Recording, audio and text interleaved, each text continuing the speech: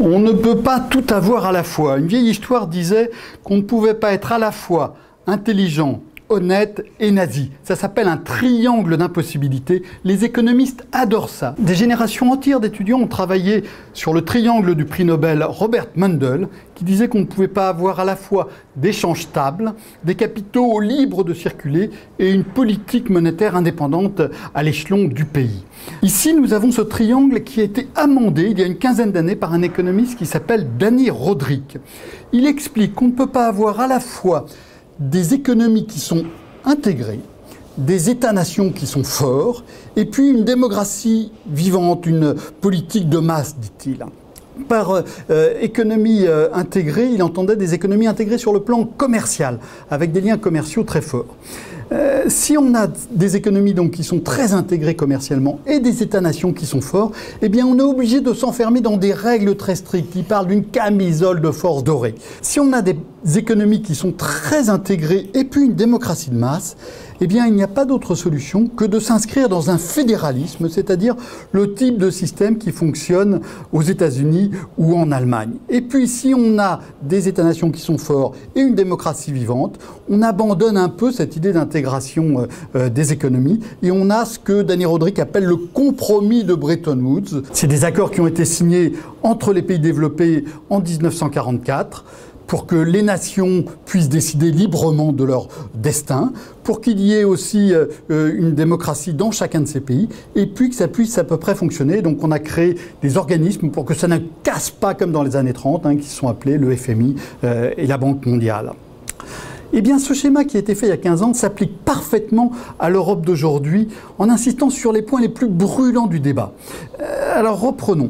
Nous avons ici des économies qui sont intégrées. Ça veut dire quoi? Ça veut dire que on s'est mis d'accord pour respecter des règles et en même temps qu'on a des mécanismes de solidarité, que les riches versent de l'argent pour les pauvres, que les Allemands financent les Grecs s'ils en ont besoin, qu'il y a un système d'assurance chômage européen par exemple, ou bien qu'il y a une union bancaire où s'il y a un problème dans un pays, eh bien il y a une caisse commune qui va permettre de régler ce problème.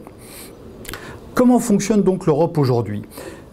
Intégration des économies, État-nation, règles très strictes, en européen ça s'appelle pacte de stabilité de croissance ou bien règles d'or. Ces règles très contraignantes qu'on essaie de mettre en place. Mais quand on fait ça, on donne un peu le pouvoir à des eurocrates, on donne aussi le pouvoir aux États-nations au détriment un petit peu de ce que pensent les électeurs, de ce que pense le peuple.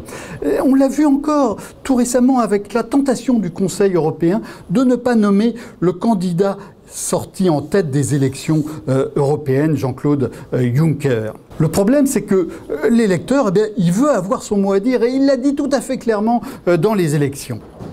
Le deuxième système, ça serait d'avoir des économies donc, qui s'intègrent et puis une vraie démocratie. Ça s'appelle un fédéralisme européen. Ça voudrait dire un Parlement qui représente davantage les intérêts de l'ensemble des électeurs, qui soit intégré dans la vie démocratique beaucoup plus qu'il ne l'est. Ça signifie aussi qu'on renonce un peu au pouvoir de l'État. Et ça, les électeurs ont dit clairement, pas question. On est très attaché à l'État-nation. Et après tout, c'est assez normal parce que dans la crise, c'est l'État-nation qui a agi et qui a protégé les électeurs, les citoyens des différents pays.